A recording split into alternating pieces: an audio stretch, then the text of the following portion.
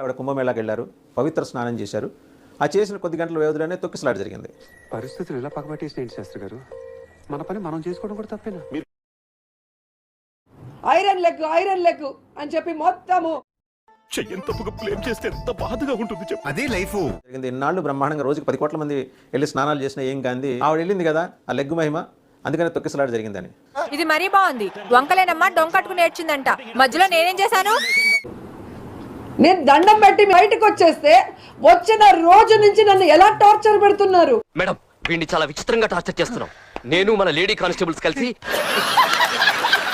ఈ రాజకీయంగా నష్టపోయి నేను కష్టాలు పడి అయ్యయ్యో సానుభూతి వద్దురా.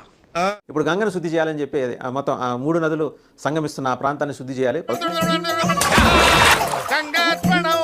నేను గోల్డెన్ లెగ్ ఉన్న నాయకురాల్ని. నాతో చెప్తే చెప్పావు కానీ ఎవరితో చెప్పకు, ఎవరు నమ్మరు. ఆవిడ మంత్రి పదవిలో ఉండగా చేసిన పాపాల ఏం లెగ్గురా నాయన తల్లి, మీరు అలా వెళ్ళారు, తొక్కిసలాట జరిగింది. ఇదంతా ప్రతిపక్షం వాళ్ళు చేస్తున్న కుట్ర. Iron leg leg iron leg మంది పాదం కదా.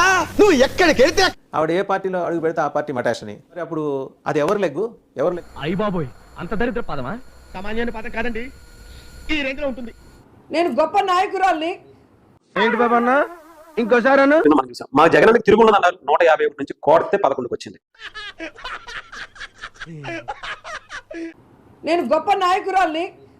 Hallucination, yes, first stage of hallucination. ఇది ఒక మానసికమైన జబ్బు.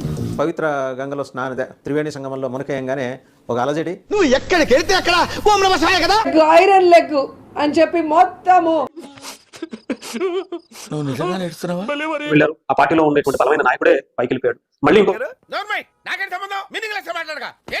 అందరు లీడర్లకి మెసేజ్లు ఫార్వర్డ్ మీరు చేసింది కాదా?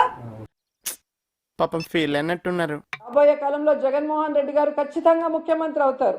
ఈ మాట ఎక్కడైనా చెప్పుకో, నమ్మితే కర్మ.